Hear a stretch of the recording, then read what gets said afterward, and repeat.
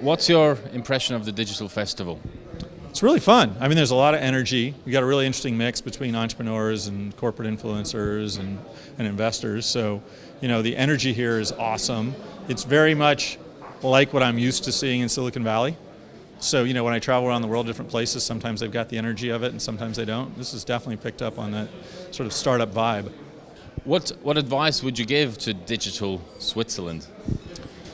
I think it's always important to build an ecosystem that is collaborative and crosses a lot of lines. I think the reason Silicon Valley has done as well as it has is because everybody in the ecosystem, from lawyers and accountants, graphic artists, the entrepreneurs themselves, the schools, they all are focused around entrepreneurship and watching founders win. So, same idea is that here, making sure that, as it's already obvious has started to happen, you've got the whole ecosystem covered. You're bringing in people from different trades, you're bringing in people from different areas of support, or the law firms here, or the accounting firms here, or all the different support organizations that are valid to startup efforts. And then, obviously, I love to see outreach from here to our area. It's nice to see trade missions come over. I mean, I think some people, obviously, I've traveled from Silicon Valley to visit, but I think you get a lot of impact when you get sort of your top talent and you bring them on a little tour. And they get to learn and we get to hear. What was your best business decision or career decision that you took? It's probably just staying an entrepreneur. I was an entrepreneur all through high school and college, and when I graduated, I asked my dad to fund my next business because he'd funded my businesses in the past. And he said, I think this time maybe somebody else can fund you. But I don't want to not encourage you, it's just I thought it would be useful for you to learn on somebody else's money. Why don't you think about a job? And so I thought about that for a while, and I said, okay, well, could I have a car then?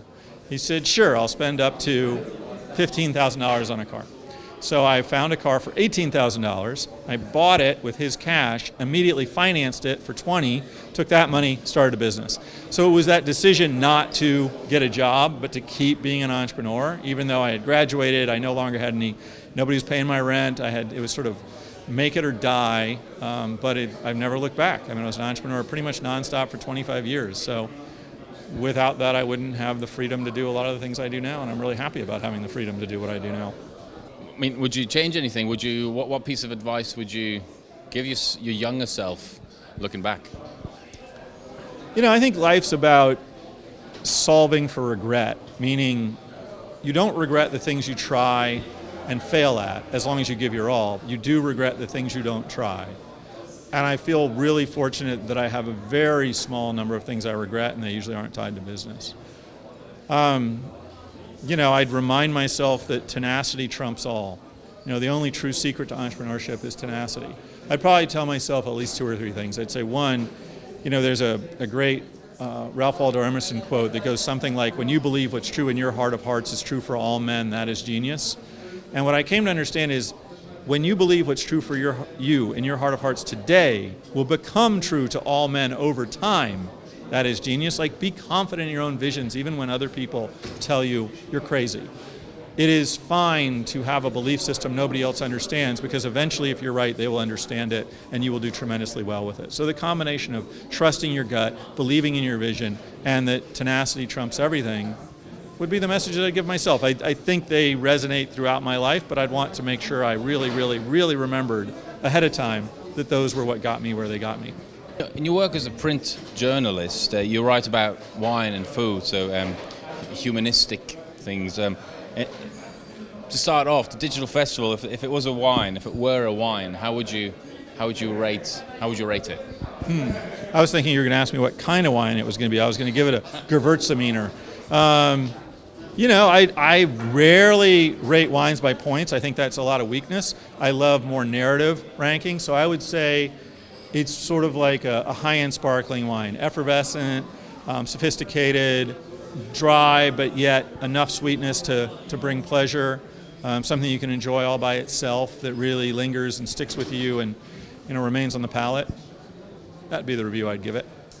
Actually, one of the underlying themes of the digital festival here, we had that yesterday with Andrew Keen, who had a keynote, and today with Max Stossel, is internet versus humanity. What's your take on that? What's digitalization versus humanity?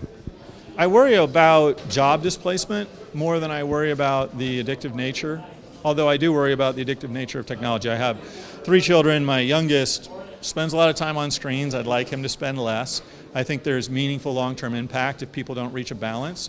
I do believe human beings have an ability to reach equilibrium. I think that while there are addictive personalities that have a hard time moving off of something, that in general we grow into or grow out of things that are out of balance on our own most of the time. I think about it some. I think more about whether certain types of technology will displace an entire tier of jobs, whether artificial intelligence and autonomous driving and other things will wipe out an entire layer of the workforce, and whether that layer of the workforce has easy places to go to. Because, you know, if you sort of cut off the, call it, bottom 2 layers of sort of structural work, if the next layer up takes infinitely more education or knowledge, it's a knowledge economy, you know, where does that human capital go? I spend a reasonable amount of time thinking about that. I think they're actually interesting enough, some solutions that technology can provide. There are a lot of discussions about how government can help, but you know, think about augmented reality and virtual reality as a training mechanism. There are things that technology can do to make lives better in so many ways, including providing new sources of income and work for people that may not have had training in the past. So that gives me a hope. Moving on to venture capitalism, or venture capital rather. What advice would you give young entrepreneurs? Venture capital or seed capital, or can you expand a little bit on that? Well, I think, you know, a significant amount of the people I've funded over the last 10 years have been first-time entrepreneurs. So when you say young entrepreneurs, that's often first-time entrepreneurs. I think there's a lot of value from raising a modest amount of money first, whether that's angel, friends and family, or seed. It allows you to sort of prove or disprove your thesis. So we all have a view of what our business will look like when we build it. But as soon as you release it to the great unwashed world, there's 7.5 billion people out there that could touch it. They're going to be the ones that decide whether it matters or not. If you're the smartest person on the planet, that's nice. But those other 7,499,000,000 blah, blah, blah are the ones that have to use your precious thing. So getting enough capital to get it live is important, because that's when you start to learn. Also, get it live as soon as you possibly can. Reid Hoffman has this great quote that if you're not embarrassed by your first product, you waited too long. Totally agree with that. I spent 6 months of research before I released my first version of my website in '94. I learned more in 6 days. So basically, I wrote off 5 months and 4 weeks when I could have just done. So doing is incredibly powerful. I mean, you know, it has to be the minimum viable product that works. You can't throw something out that just crashes as soon as one person hits it. But get it out, get it live, launch and learn. Number 1 message. Blockchain, cryptocurrencies. What do you see in the future for cryptocurrencies such as blockchain or Ethereum or Litecoin?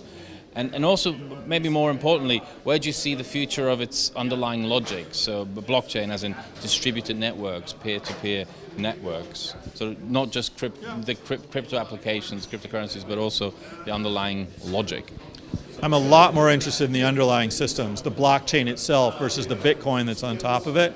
I have an investment in a company called BlockCypher, which is like AWS for the blockchain. So if you want to build something on blockchain technology, just use their blockchain. It's already there. Why would you waste all that time? Because if you think about it, it's pretty straightforward and portable, but hard to do. So just like AWS gives you servers, use somebody else's blockchain. I think that creates a model where many, many different things can spool up. Some of the more interesting things that are happening on the blockchain have nothing to do with currencies. You know, identity, insurance premium products where you trace things around, like think about title insurance. There's sort of a system of record that the blockchain can empower that can really do great things. So a while back there was somebody doing this with refugees. So they use the blockchain as a way for refugees to maintain identity. So you land on a shore, no one knows who you are. They may not be able to figure out who you are, but they can give you something linked to the blockchain so that where you go, if you've gotten aid, you can use this to get, you know, the food that you need, the shelter that you need. So I think there's a lot of things outside of cryptocurrency that make blockchain very exciting. Cryptocurrency itself, I don't know if it's a speculative bubble or not. It's just I've consciously chosen not to play in that particular game, but I like the blockchain underneath. So more interested in the tools and the technology layer than I am in the coin that gets built. I'm sure I'll buy it at the wrong time. If I buy it, it'll go down. If I don't, if I sell it, it'll go up. Nature of life.